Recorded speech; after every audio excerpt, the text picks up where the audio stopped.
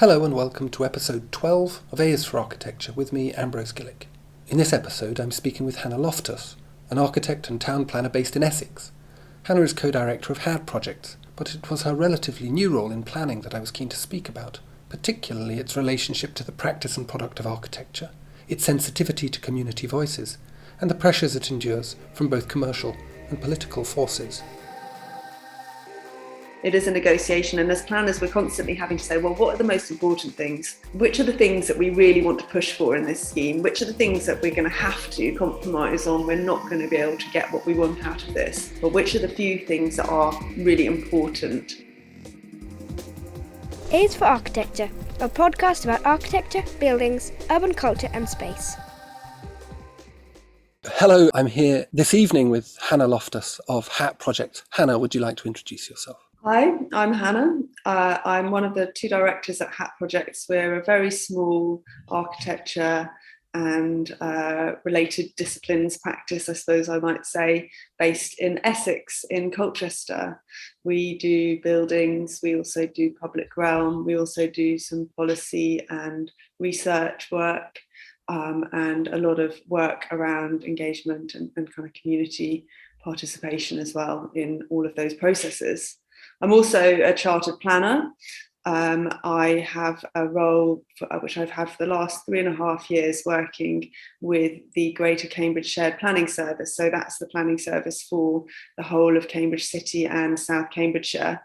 And I lead engagement and communications for the service. So that's a really wide role where I get involved with policy, plan making, consultation and engagement in various shapes and forms. And helping the wider team get their heads around how they can best talk to communities and get the best out of those relationships with the communities that we serve and with the organisations within them. Brilliant. So can you explain, I suppose, what a town planner does that is distinct from, just I'll sort of unpack that, I suppose.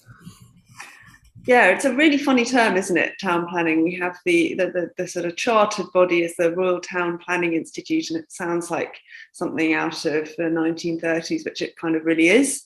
But planning as a discipline today, at any rate, really has, I suppose, two sides to it. Firstly, it is making policy about places. So it is setting the rules, the plans, that shape what can be built, where, how much of it can be built, how it should be built, what sort of form and shape it might take. And secondly, it is then assessing all of the different applications and proposals that come in as planning applications against those rules. So we sort of set the rules and then we're also in charge of enforcing them, which is a really unusual situation, actually. Normally the people who are the lawmakers are not also judge and jury over people who do or don't break those laws. But in planning, one of the paradoxes of planning is that we do both, certainly within the public sector of the planning profession. And then within the private sector, planning consultants are, really a bit like lawyers. I think one of the most analogous disciplines to planning these days is actually law, in the way that law is practiced, because so much of it is about shaping arguments, using evidence, testing theories, whether they are theories about what should or shouldn't happen, whether it is the evidence to prove that a proposal does or doesn't meet the requirements that's set out in policy. And in many ways, it is like lawyers in court arguing with each other a lot of the time. It becomes a question of whose evidence is better, whose case is better. And at the end of the day, there's a really difficult judgment call to say, well, what do we think in the end of the day? What do we decide? That's really clear. And so the origins of town planning as a kind of enterprise in the UK, I was reading one of the papers you shared with me earlier, has its origins in the 1930s, in the pre-war period, is that right? Yeah, it gradually becomes a discipline. I mean, I think, as always, these things never have an exact start date, but one of the most formative moments in town planning was in the late 1930s, coming up to the war period, where before the war there was an increasing amount of concern around unregulated development across the country. So plots of agricultural land that were being bought up and subdivided into little plots and sold off to people to build their own homes on, for example, the sort of plotlands phenomenon. What was seen as rather unregulated sprawl over the wonderful countryside. And as a result, many people started to think we needed some more rules, we needed some more regulation around all of this, we needed to control development. And I suppose the modern discipline of planning certainly originates from then. Obviously, there were previous things that are kind of like planning. I mean, you could go back to the Great Fire of London, for instance, and the rules that were brought into place about how wide streets could be and the materials that you could use on the outside of your buildings as a way of stopping fire. And you could see those as sort of either the antecedent of planning or the antecedent of building regulations, depending on which side of the fence you might sit on. But certainly there's a spatial aspect to that, which I think has some analogies to planning. So there's Planning Act. No, after you, Hannah. After you. Well, the Town and Country Planning Act, which is the sort of original piece of planning legislation that still really shapes what we do today, has its origins out of the 1930s and came into being in the mid-1940s, and has really shaped what we do ever since. And that's kind of interesting, isn't it? That we have a kind of heritage. Would you say that the approach to planning has kept pace with the nature of sort of life, contemporary life, or is planning always playing catch up with reality? I think the latter. I don't think it has kept pace as a practice, and it is difficult. So planning is a long-term proposition by any means. The plans that we put in place are realised over many decades often, and certainly then their consequences continue to influence and become apparent for many decades after even what you might notionally call sort of completion of a plan or of the development anticipated in a plan. So it is a constantly ongoing thing, and we are certainly always playing catch up. But I definitely do feel that the processes of planning have become steadily more complicated and more involved in a way that isn't conducive to keeping pace with very rapid social change or very rapid change in methods of construction, even methods of involvement of how people lead their daily lives, social research and so forth. It's really amazing. It's a really interesting idea, because as you were talking, I was just thinking that, and again, going back to this, one of these texts of yours, as you say, you plan for 30 years down the line.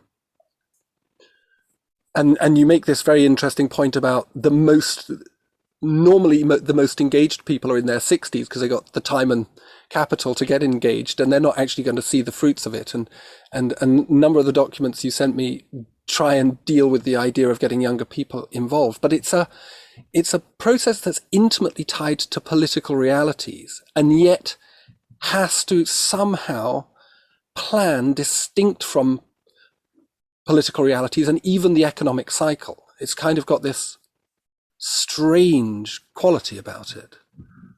Yes, and the interaction between politics and planning is really tricky because the political cycles are very, very short.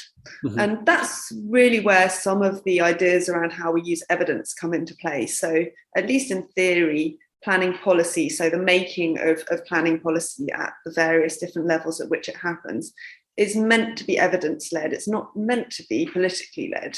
It's meant to be about gathering the best available evidence and applying that to your area of sphere of influence and deriving what are meant to be sort of objectively the best policies, plans, sites, and so forth out of that process.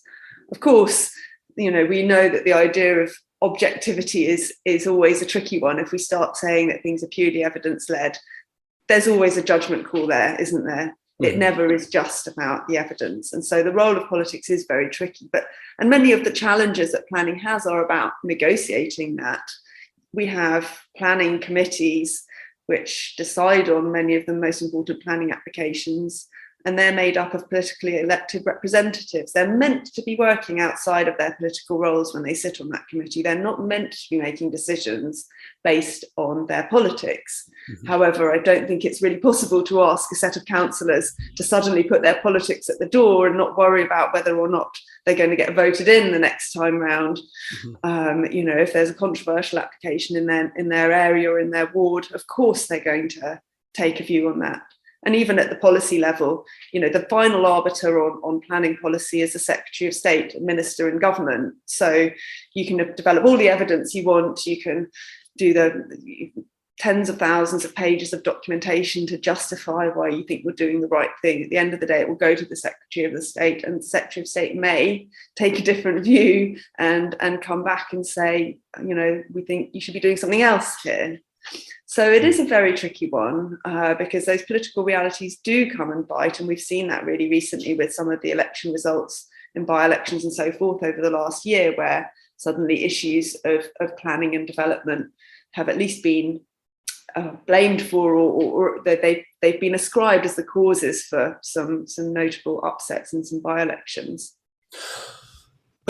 So the recent, obviously the Conservative government that we've got, they came up with this new approach to planning.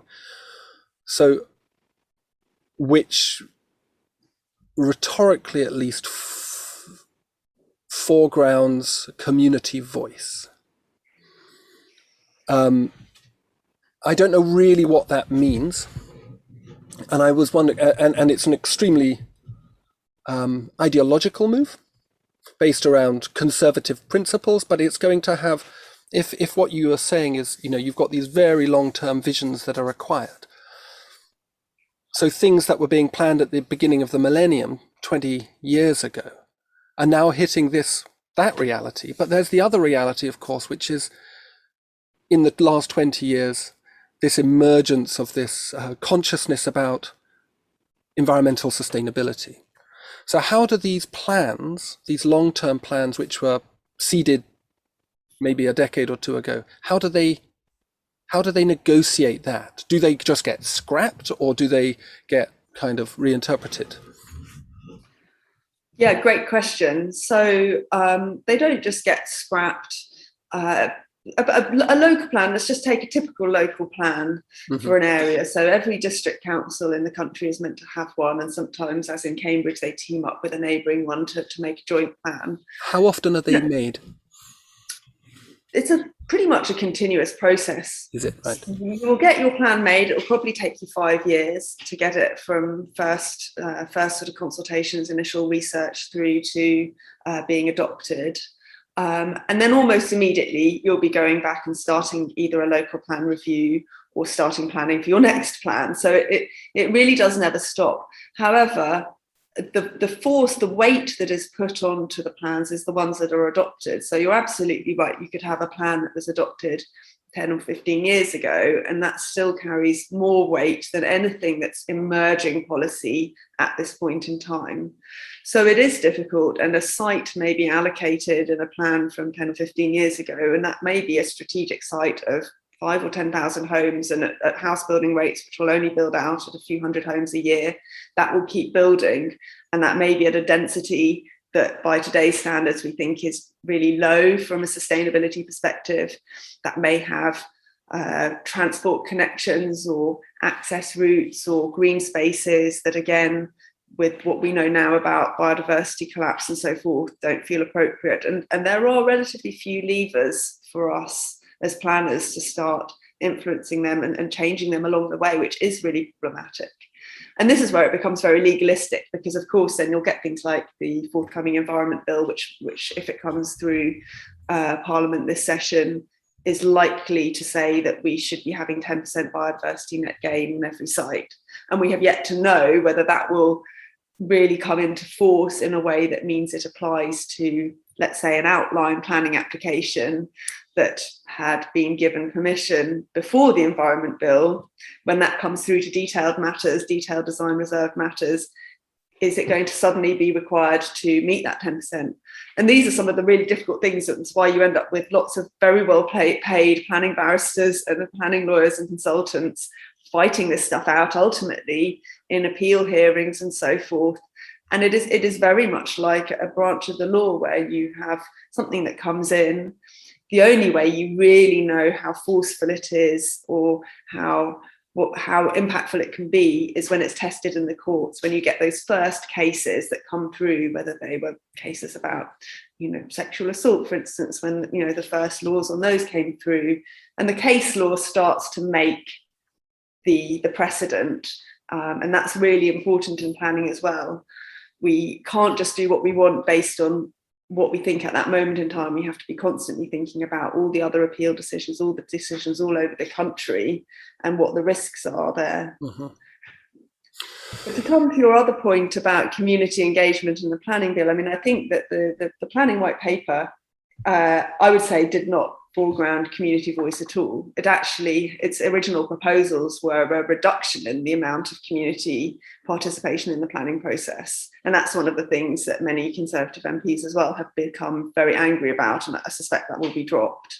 But the original proposals in the planning white paper were actually that in what they were going to call a growth zone, planning applications would have a sort of slightly more automatic approval, and members of the public would not be allowed to comment on those planning applications at all in those growth zones. So I think one of the things that is important to for me to understand, when you're talking about highly paid barristers, planning barristers, we're not talking here about planning at the scale of the domestic extension. We're talking here about volume house building, large-scale industrial land uses.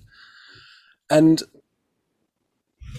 one of the things that struck me when I was working up in Glasgow was that planning seemed, possibly because of these well-paid legal eagles, planning seemed to be able to operate with a very heavy hammer against tiny things and almost have no power in relation to larger scale things. And I've always struggled with this because it felt very, trying to get domestic extensions built myself, and the amount of oversight was hilariously over the top, and then watching just giant swathes of appalling housing being built with apparently just the sweep of somebody's pen somewhere. I just wondered a little bit about that. Like, how does planning deal with that kind of that problem of scale that is at its heart? Yeah, I think you're absolutely right. I think that is the experience of planning for a lot of people, is that on the scale of your extension, you've got endless hoops to jump through and it just feels like a complete nightmare. And yet, as you say, whole fields of houses can be built and it doesn't look like there's any sort of pain in that process. Behind the scenes, I wouldn't say that's always the case. With those big house builders and those sites, there is a lot of pain in the process. There's a lot of negotiation and there's a lot of back and forth. But yes, fundamentally, as in so many aspects of our world, our life, money and power and influence are interlinked, aren't they? So if you're building 200 homes, or you're proposing to build 200 homes on a field somewhere or on a brownfield site, and the planning authority is required to meet its housing delivery targets by government, otherwise you get sort of put into special measures and have your wrists slapped quite badly. There is an incentive there for the planning authority, ultimately does really need to permit that. Mm-hmm. It will try its best to get better quality out of it. It will try its best to negotiate and squeeze some more value for the public out of it. But ultimately, if you hold your standards up above your delivery, you can end up in a very, very sticky situation. And the house builders know that. So, it is a negotiation. And as planners, we're constantly having to say, well, what are the most important things? Which are the things that we really want to push for in this scheme? Which are the things that we're going to have to compromise on? We're not going to be able to get what we want out of this. But which are the few things that are really important? That might be a new cycle route, that might be a better walking connection to the town centre, or it might be something around sustainability or design. But you're unlikely to be able to get all of it. Whilst we'd all love to have it all, the reality is that we are in quite a weak position, because when we're required to meet targets, we're required to meet the housing delivery targets that are set, and those do bind our hands to a degree.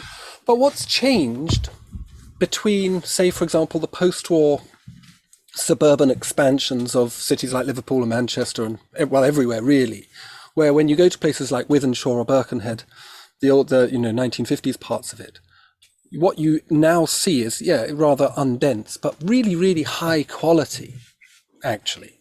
And, the Homes Fit for Heroes thing is one of them, but even the kind of, pretty much any suburban area of the post-war period is actually now sort of unimaginable that volume house builders would produce that. What is the significant thing? Is it the lack of a role of architect in there, or is there a lack of capacity at the level of design? Because I think, so speaking from the perspective of an architect, nearly an architect, I just want to emphasize that. No false advertising.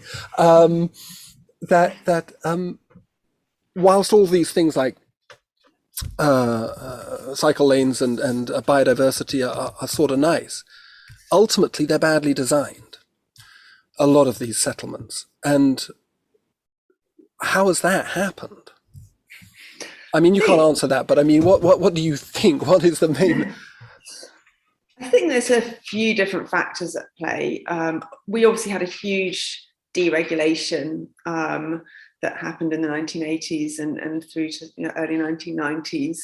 And at the same time, we've also had a massive decline in local authorities or the public sector as a whole, building housing and being more directly involved with delivery of homes. So, if you look at the post-war period, the vast majority of the kind of housing that was being built after that period was being built by the government in different forms, local government and central government.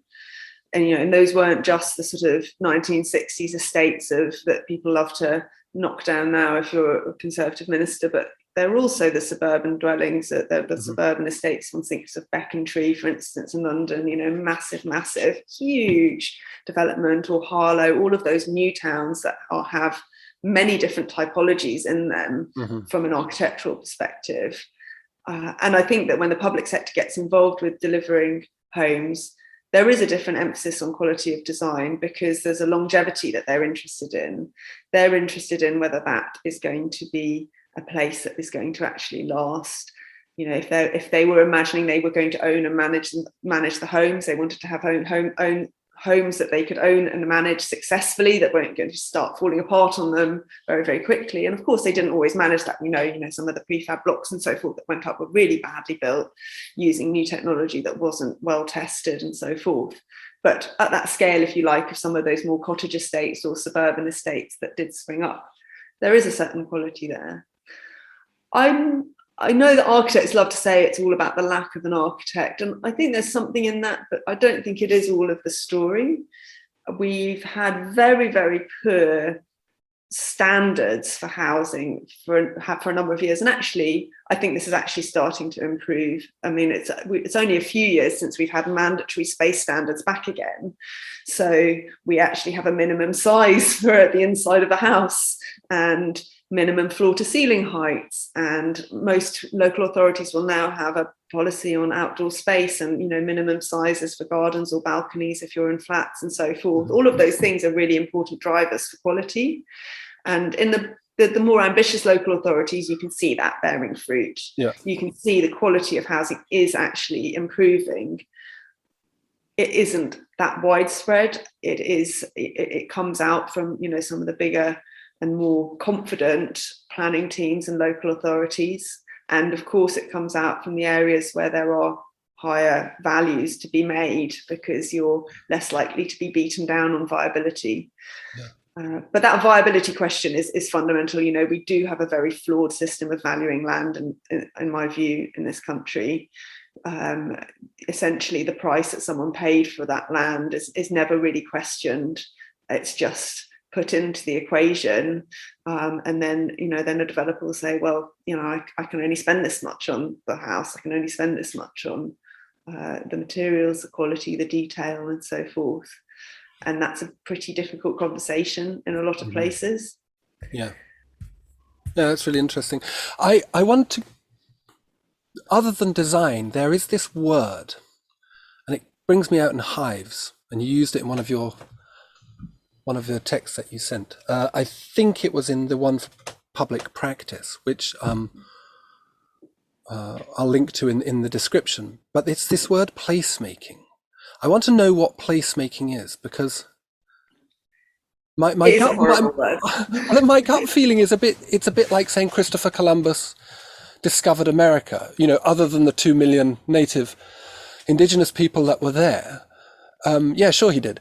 It's a bit like, it feels to me a bit like that you're saying you're going to make a place of somewhere that probably is a place already to somebody. So I kind of want to, but my gut feeling is that this relates to the idea of the generation of some form of cultural, social capital and value within new development or within regeneration. Am I right? Actually, I probably use that term. It is an absolutely horrible term, and lots of us across the whole of the built environment sectors are constantly trying to find a different word or a different verb to be able to use to describe the variety of disciplines. I suppose on one level, you might say that we use placemaking as a term because the word planning has become sort of poorly understood. Well, it probably always was poorly understood, but is poorly understood. And maybe the two things are quite analogous. To me, it is actually just a way of bringing together all of the different disciplines that contribute to making really the physical environment actually more than perhaps those intangibles around what makes a community. And you're absolutely right. All the places they do already exist. We don't actually make places from scratch. It's a bit like, land. The land was always there. The land will always be there. However, I think there is some value in trying to think holistically across architecture, landscape, transport, infrastructure, nature, agriculture even, and trying to see all of those as contributing to shaping, maybe might be a better verb than making, the places that we live and inhabit. And I think there has been a lot of difficulty in the kind of siloed way of thinking, and that's really, I think, why people use the term placemaking is to try and break down that kind of siloed mentality whereby a highways engineer is just a highways engineer and an architect is just an architect, and everybody sticks within their little box and their little boundary, and all of the stuff that is at the friction points between them is the stuff that gets done really badly. And actually, to me, you come back to this question about why are so many places, these sort of housing fields of houses on the outskirts of kind of middle-sized Midlands towns or whatever, really awful.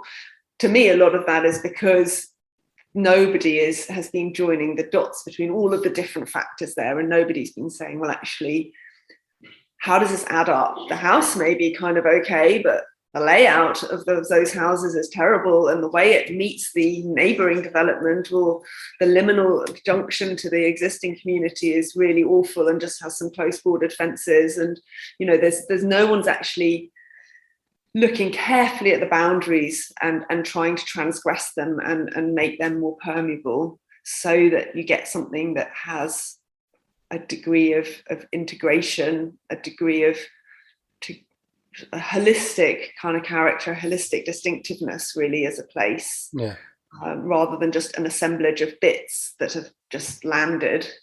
I suppose this comes back to this issue of the deregulation of housing. So when councils were doing it, there could be this joined up quality, and you go to these suburban estates, as you say, they're kind of remarkable for the fact that they do seem to have, though they can be quite uniform, they do seem to have a sense of place about them. And, places like Harlow and, as you say, Becontree and Wythenshawe in Manchester, they really are they're actually quite lovely places to be in.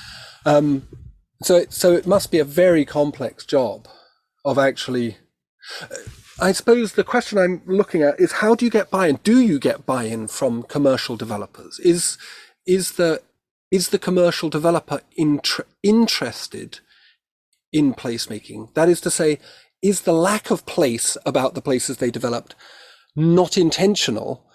And would they rather that their places, the housing estates that they build, would they rather that they were full of a sense of place? I mean, I guess, again, it's not a question that you personally can answer, but when you're... One. And I think we need to be careful, because you look at Harlow or Becontree or all of these places when they were built, and they were decried for all of the same reasons as we decry our new build estates today. Yeah. Monotonous and soulless, and you've got to go miles to go to a shop, and it's all really terrible. I think there've been a number of really interesting sort of studies and looking at how these places have grown up and evolved over time. And the reality is, it takes time. It takes a lot of time to know whether a place is really successful or not. And so there's a little bit of me that, whilst I also drive around and look at these things, and half the time think, God, I can't believe this has been allowed to happen, I'm mindful of not having too much snobbery about it. So just a small story on this. So I went to Cambourne, which is a it was originally sort of conceived as a new village. It's really more of a town now. In fact, it's just graduated from having a parish council to having a town council, and it's a few miles outside Cambridge. And it's been built from the kind of late 80s through, and it's still being built, and it's going to see a lot more development kind of happen over the coming decades. And I went and did a session with some young people in a youth club there last week, because this point about, well, they're the people who all this change is going to really affect them. Like, what do they think about Cambourne? What do they think works and doesn't work and is nice and isn't nice? And it was actually really interesting how much they liked it. There was stuff they didn't like, not enough shops, not enough stuff to do in their spare time. But there was also stuff that they really liked about what maybe a lot of architects might see as quite a kind of generic sort of housing development, with lots of semi-detached and detached houses and car parking and, sort of slightly dull neo-vernacular styling. But a lot of these kids actually really liked the community that had grown there, and as somewhere that is now got, there was one of the youth workers had grown up in Cambourne, was one of the first 100 families to move there, and she went away to university and did a couple of things and is now back working as a youth worker there. So she's seen like the whole of Cambourne's trajectory, if you like, over time. And it was just really interesting. So I think we need to be a little bit careful about being too damning too early in the day. Having said that, I think that the big issues to me come back to this question around climate and sustainability, and actually, are these places going to start to become very problematic as we enter into climate emergency because of their car dependency? Yeah. I think there are places that can be relatively successful and actually quite happy, if low density, suburban and sort of semi-rural communities in their own way, when everybody's able to drive their two cars around and all the rest of it. When you start to look forward a decade or two and that just isn't an option, that's going to be a really interesting one to see how they fare. And the other side, I think, is also very problematic, is actually the extremely urban. So, all of those big apartment buildings that have gone up in London and Manchester and so forth, which have been sold to offshore buyers. And if you look at the trajectory of property values and the problems with the cladding scandal and so forth, I think there's a huge risk around those. I think they could be, the slums of the future, go very quickly from being seen as a luxury product to be sold on the offshore market to being somewhere that is it's the sinker state of the future. It's unlivable, unsellable. People are trapped. It could be a really, really big issue. That's really interesting. I mean, you're not the first person to accuse me of having sort of snobbish attitudes about things, so, and you won't be the last. But I think you're right, and I say these things to provoke you in a way. I do. I mean, my gut feeling is that they won't even last long enough. That the sinker state of these, the particularly stuff built from the 80s and 90s onwards, are very, very cheaply made, and that, whereas those sort of post-war suburbs became, through deindustrialization, places of lower income and various forms of impoverishment, these ones won't make that many years. The quality of the buildings is so low that they will have to be rebuilt within probably my lifetime. That's my guess. Oh, that's a really interesting one, because of course, I mean, the Victorian terraces are notoriously terribly built, and they're still with us. I mean, they're hideous if you ever have to try and work with one. The quality of the masonry work is terrible. The bricks are really bad. The timber is all minimally sized so that any kind of damage or issue, things you want to do with them, you're going to kind of fall through. And yet they're still with us, because we have this privatized property market whereby as soon as something's owned by a person, it's almost indestructible. When it's owned by a corporation, when it's owned by a council, like council housing, regeneration is kind of possible. When stuff is owned by the individual, and the most extreme example of this is actually in some of the plotlands communities that still survive. So we're doing a lot of work in Jaywick Sands, which is an extraordinary community, and it didn't exist 100 years ago. Jaywick Sands was just a salt marsh. There was nothing there. Now it's a community of about 5,000 homes, about 3,000 of which are on the floodplain, and most of those were literally built as beach huts, and people are living in them. And the councils, over a number of years, kind of really from when it was built through to the kind of late 90s, basically wanted to wipe it off the face of the planet. They just did not want this place to exist. But it's basically impossible for them to do that, because those plots are owned by people, and those people, unless you're going to compulsory purchase out 3,000 people, don't want to go anywhere. So despite the fact that, I mean, the houses are very charming actually in many respects, and are a kind of real architectural marvel, and worthy of dissertations being written about them from a kind of self-build perspective, but from a safety perspective, from a climate perspective, from an energy efficiency perspective, from a health perspective, they're appalling. I mean, they are beyond salvage in many cases, but it's almost impossible for anyone to do anything about that. So I think that maybe you may be right that some of the houses that have been built over the last 20 years shouldn't exist, but I suspect they're going to exist just because they're owned by people. I see. And those people have an asset that they need to cling on to. Oh, we could talk about plotlands forever. I mean, it's just the most fascinating and romantic. I think it's probably the most romantic thing of the last 100 years in architecture. I have been visiting them up on the North Kent coast, and I went on summer holidays to see some ones up on the Lincolnshire coast called the Fitties. It's a settlement called the Fitties, and it's remarkable. I mean, yeah, not only vernacular, but also maintaining sort of what you might describe as sort of traditional lifestyles within it. Very, very strange. But anyway, I wanted to get, so this issue of placemaking, really interesting. And you talk about the idea of educating young people in placemaking. And also you talk in another one of your documents about the idea of how do we connect, or it's in fact on your beautifully written, if I might say, blog, Virtual Hana, this idea of how do we connect with young people so that they have a voice in the development of plans, I suppose at a macro and a micro scale. So I would like you to, I suppose, talk about that a little bit. Like what does education in placemaking look like? How might it work?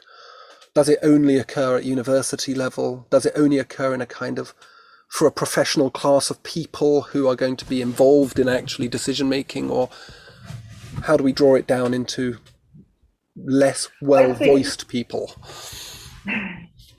I think that it's actually the opposite. I think it needs to be in school from day one. And I think there are lots of aspects to this. Children and young people are educated almost not at all about their physical environment, the physical environment that they will occupy for their lives, because we do all occupy physical space.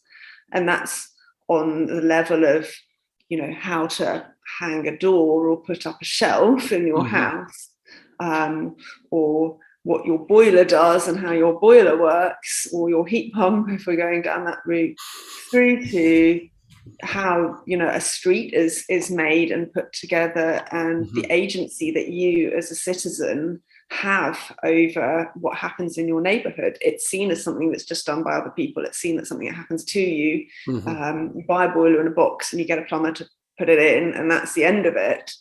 But actually, and this comes to the climate question, we need to be able to have that circular economy and that circular way of working with our physical environment that isn't a consumer disposable culture. And to me, that starts with understanding how to maintain your own home, how to make sure that you actually understand, you take your car to the garage for its MOT every year. No one takes their house for its MOT. No one even thinks about their asset that they rent or that they invest in as something that requires maintenance. And then the contribution that we make to the wider physical environment beyond the front door, even on a climate level, let's just start really basic. Paving over your front garden to make your parking spaces has an impact on the biodiversity of your area, has an impact on the flooding of your area in a downpour.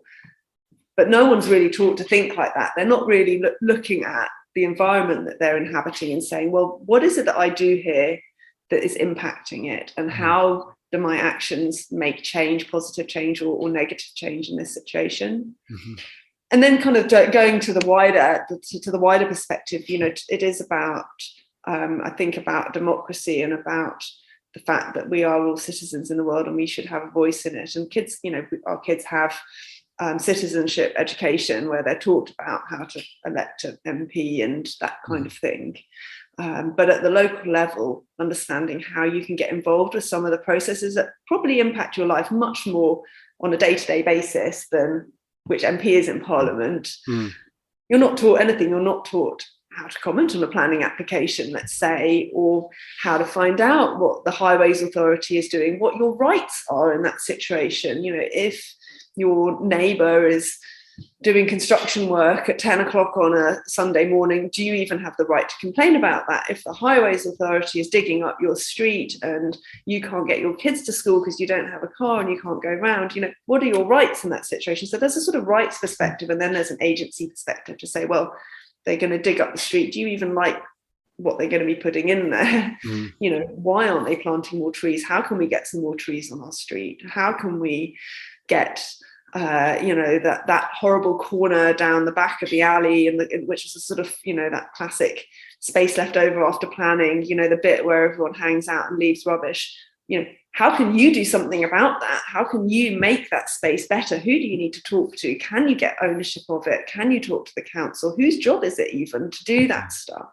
So people just see this stuff and they'll complain about it, and they'll hate the fact that, there's always garbage dumped at the corner there because it's a piece of land that hasn't got any real function or no one really looks after. But no one is really taught how to engage with that in a way that could make a positive impact. So to me, it's quite practical on many levels. It's not about saying, oh, let's get lots more people into careers and this kind of thing. It's actually just, how am I a good citizen in my own neighbourhood? And how do I exercise my rights as a citizen in my own neighbourhood, and ensure that I can kind of get the best for my family, my community out of the system? Yeah, that's really good. That's a really good way of putting it. And for me, one of the clearest signs that people don't have any feeling of agency, whether they do practically speaking, is the state of pavements in Britain, which are kind of comedy gold. I mean, you've got the utilities companies that are apparently can legitimately just dig it up and then patch over and over again, without ever maintaining it, and you end up with environments that are incredibly dangerous to walk on, actually. Wow, we're having a real whiz through here. Sorry, I've got to get to my charger because my laptop suddenly said it was going to die. So I better do that before it runs out on me. I will edit this bit out. But there we are. So this idea of participation, yeah, I really I've been interested in it since sort of first encountering the Skeffington Report, 1969, isn't it? The Skeffington Report, People and Planning, and it corresponded to Sherry Arnstein's brilliant paper, The Ladder of Citizen Participation. So there's obviously this great, and it's 1 year after the student revolutions in Europe, the student riots in Europe, and we have this thing that happens where participation as a strategy becomes embedded within a system and defanged, I would suggest, by it. And you talk about the possibilities of participation. How do we, I mean, I'd quite like your reflections on the idea of participation in that respect, the way that participation has remained extremely manipulative. I mean, I was talking to Henry Sanoff, the doyen of kind of participatory planning in America, and he said, we use this word design charrette. Most people have no idea what the word charrette even means. No. My gut feeling is that they're not supposed to. My gut feeling is that the languages and even the practices, the spatial, visual orientation of these events is specifically designed to foreground a certain type of engagement which preferences a certain kind of epistemological framing of reality, that is to say, middle class. And my gut feeling is that no change in participation and participation in planning is ever going to occur that changes that, because that's very advantageous to the type of people that produce planning and then use planning. Am I being too cynical, or is that fairly accurate? I think you're not being too cynical on the political level, because, and again, this comes down to the exercise of one's voice as a citizen democratically. Most of the people who vote regularly and consistently come from a particular part of society. However, we obviously have notoriously seen a few elections and votes recently where other parts of society have made their voice very, very strongly heard. Mm-hmm. I think that those of us who engaged in different forms of participation as a practice, we would all say that that's not the case, that we're not trying to privilege middle class voices. In fact, the opposite of that, one's constantly striving and struggling to try and privilege those other voices in that debate, because the middle class voices, as you rightly say, they will always come and talk and shout loudly, regardless of whether we go out and make any effort to engage them at all. Mm-hmm. They'll come along and make sure that they're heard. But I suppose there are two strands to participation, aren't there? There's a formal participation, which is encoded in kind of policy and regulation and processes that take place. And then there is, if you like, the informal, the more kind of encircling work around participation. And I think we aren't very clear about the difference between those processes and what role they have. Because, formal participation, if you like, it's like a sort of voting or whatever. You can leave a formal comment on a planning application, or you can leave a formal comment as part of a consultation on planning policy or on things like that.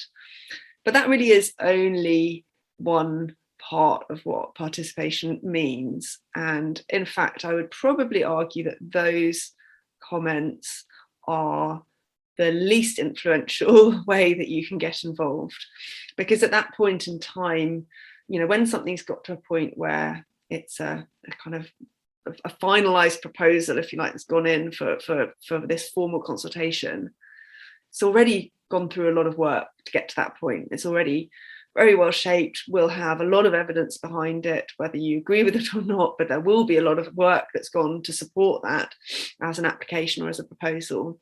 And any comment you leave is going to have to be weighed up on its planning merits against all of that other work and evidence. And it's highly unlikely that you as an individual will have better evidence or, more knowledge on a subject that can somehow refute the evidence that's already being put forward.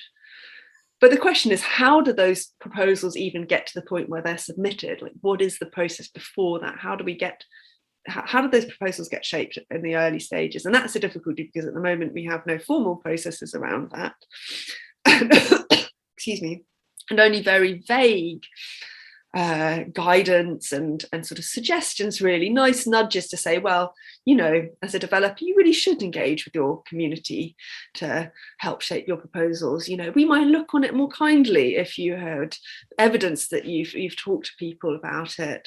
And likewise with planning policy, again, it's seen as favourable, but there's no structure around that. But that's the important bit. It's actually the stuff that happens around it. And I think, this is where the ethics and the philosophy is important, because it's very difficult to put rules in place that say this is what good participation looks like.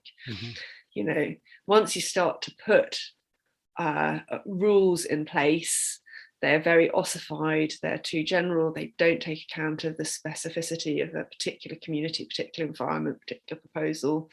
They lead to lazy practices, just box ticking, and no real value comes out of that. But I think, I think it is an interesting moment because people have a lot more ways to share their voice now. So online, of course, is a really big forum whereby people, lots of different sorts of people, can start making clamours and do make clamours about all sorts of things. And it's quite revealing to see how I think that is starting to change the discourse and make that wider participation as an activity more urgent for developers and for people involved with the development industry on the public and the private side. Because actually you can start getting yourself into pretty hot water. And whilst I'm always reluctant to argue for better participatory practices on an instrumental basis that somehow it will make your life easier, we've got to, that is a reality, that is a lever there to say, well, maybe you need to take this more seriously, because if you don't, you might get a lot of kickback, a lot of problems arising down the line. Yeah. Could you talk about it? You talked about, I think for a lot of folk, the assumption is that when they participate, their voice will be materially manifest in what is built, that they will see themselves or see their community's identity expressed in what is built. Like that participation is a mechanism, you put it here, it's to influence how the plan is shaped, or is it user testing, or is it to gather evidence, or is it more direct? And I think most people suspect I think the assumption is that it's more direct, and that I don't think is from my experience and from what I've seen, I can't believe that is the case. So it's something more nuanced than that, as you say. But doesn't participation,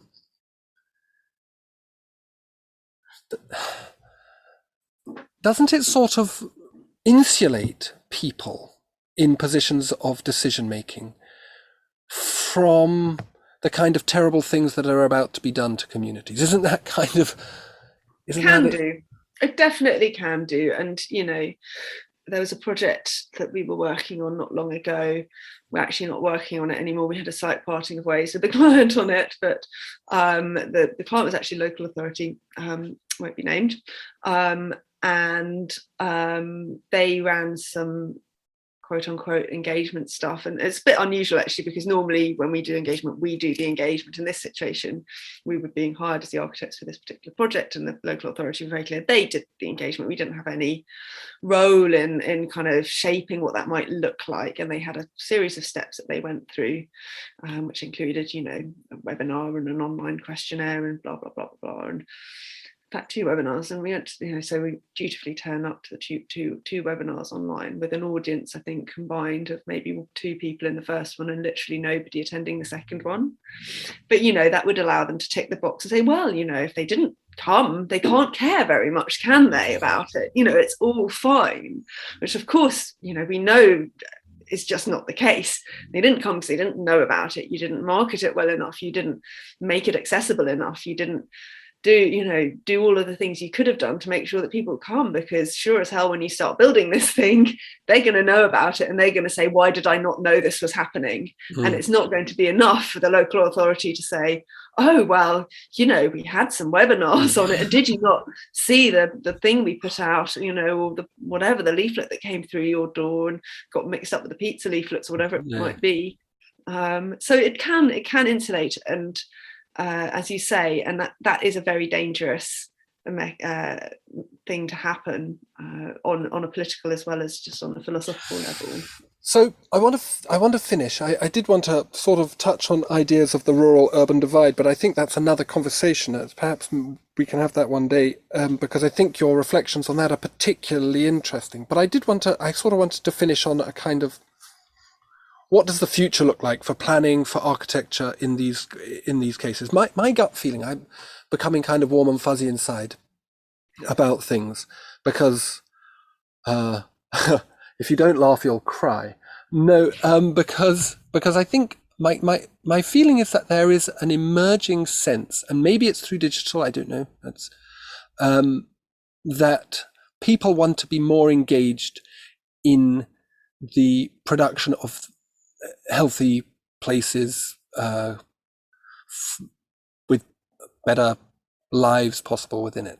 I don't know, do you have that feeling? I mean, with people like you involved, that must be true, but is that a general feeling? And if so, kind of, how do we get there? I think people do really want to be involved. There's a huge appetite, but it is really hard. People have busy lives. Well, I suppose actually I should backtrack a little bit. Are you saying, when you say people, do you mean like general people, or do you mean sort of architects and professionals? Well, I mean, that's a very good question. My normal feeling is to go with the people, because that's kind of an easy, again, I suspect that's just me insulating myself from implicating myself in that. But I think there's the architects as well. How do architects become re-engaged? That's a really good question. Like, how do architects become re-engaged in something that they very frequently feel is against them? And then how do the general public shape it? Well, I think architects do have a relatively poor understanding of the planning system, and certainly it has been really insightful for me to train as a planner, and, you know, halfway through my career kind of step onto the other side of the fence, if you like, into a local authority planning team. It's just been incredibly interesting to see it from the other side, and to understand what those conversations look like when you're facing an architect or a team, a developer team across the table. My gut feeling is that it was surprising and interesting, but not in a kind of unicorns and rainbows kind of way. Not in a unicorns and rainbows way, but also you realise how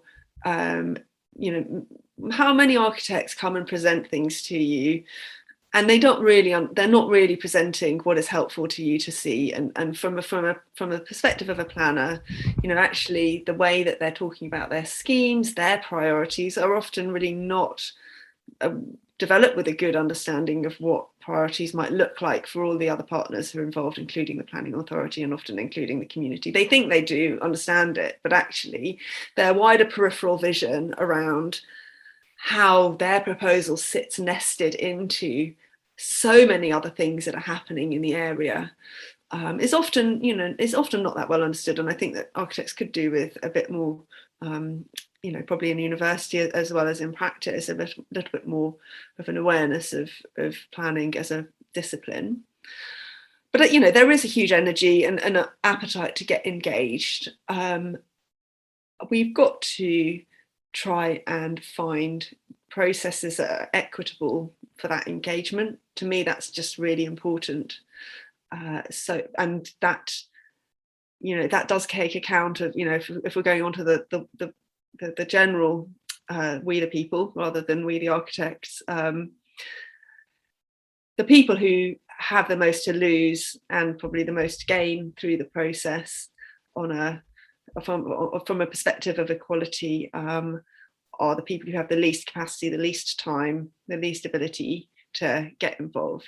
When you're busy juggling your 3 jobs and your children and your horrible landlord, what energy have you got left in the day to start shaping your neighbourhood? So it's no coincidence that the areas that have the most neighbourhood plans going on, for instance, tend to be really middle class areas, because of course those people have plenty of time to go to lots of nice meetings in the evening and develop neighbourhood plans and take all of that time to do that. So I think that there is something around how we remunerate financially people for their engagement, actually, how we make it a part of their lives in the way that jury service, for instance, is a part of people's lives. You do your jury service, whether you are, from whatever background. In fact, in jury service, it's almost the opposite, isn't it? It's middle class people tend to opt out of jury service because they tend to come up with great excuses why they can't possibly take time out of their busy lives. And I think we should try and look at some of those processes to say, well, maybe we can learn from how the justice, coming back to where we started, which is the relationship between planning and the law, how the justice system works with the participation of individuals within that. And actually, despite a lot of problems with the justice system, definitely not perfect, there's still a relative amount of trust actually in that as a process. There's a relative amount of trust in jury trial, and also the role of magistrates, I think, is really interesting. Magistrates are fundamentally lay people who are trained to a certain level in the law, but they're not lawyers, they're not formally qualified in that way.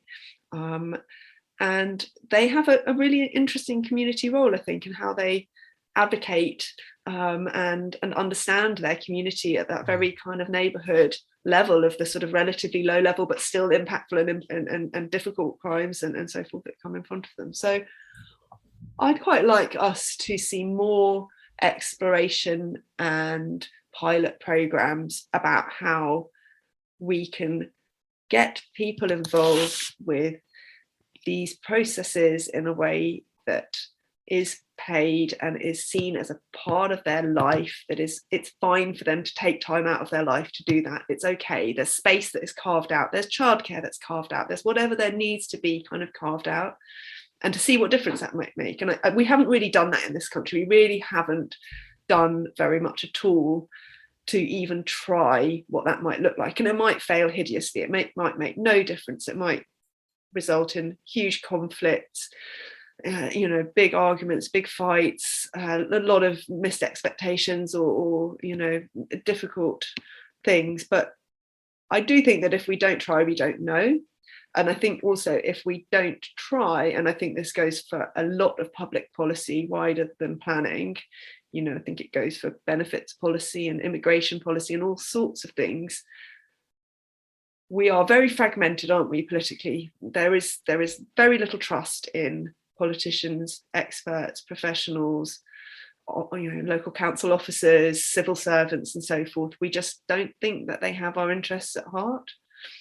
Most of them do. They really want to do a good job. They're not evil people. They're trying in difficult circumstances to balance a lot of things.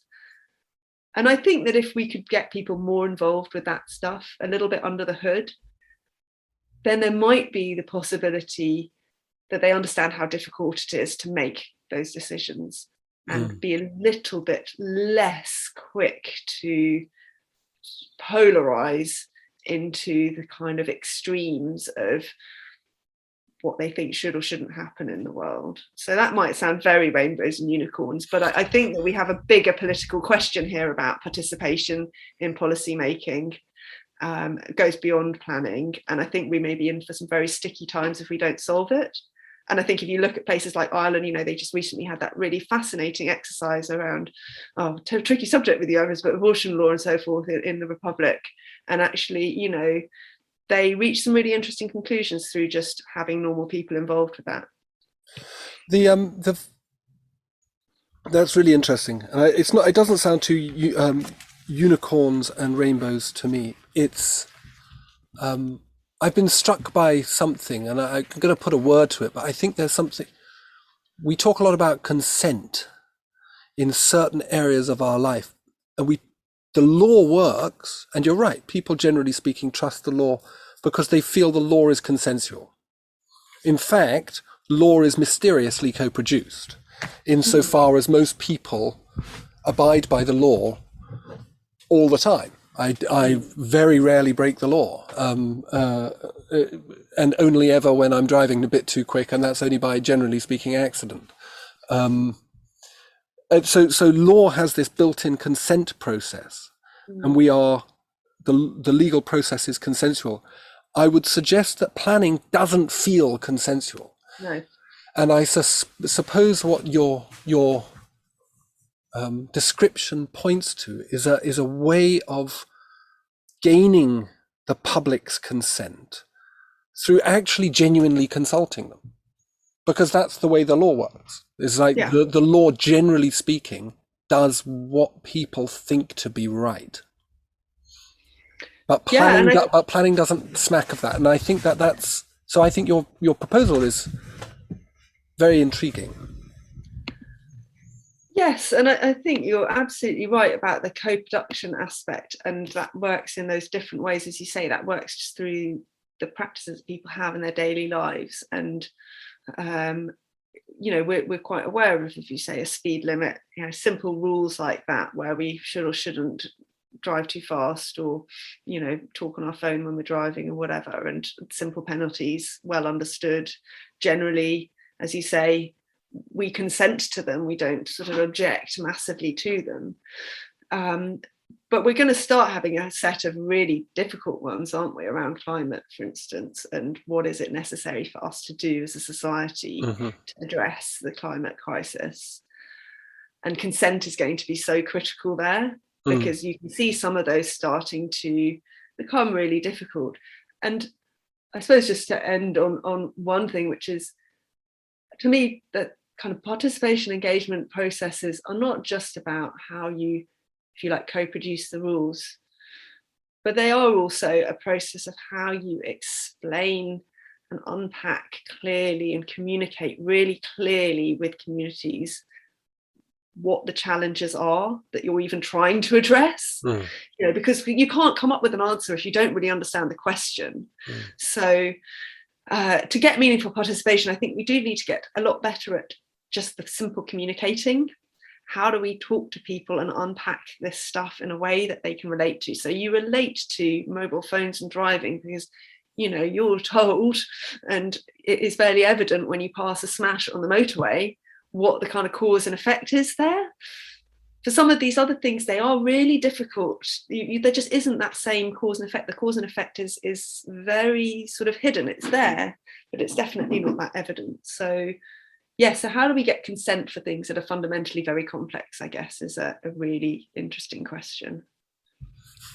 And on that question, I think we will finish. Thank you ever so much, Hannah. I thought that was a really, really fascinating insight into planning. So thank you.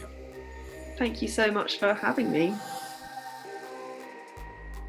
Golly gee, that was good. Thanks to Hannah for a very enlightening discussion. Please see the podcast description for links to her website, socials, and to some of her writing. And of course, please like, follow, subscribe and share A is for Architecture. Your grandma, grandpa, your dad, your mum, your brothers and sisters, your aunts and uncles this Christmas. Cheers.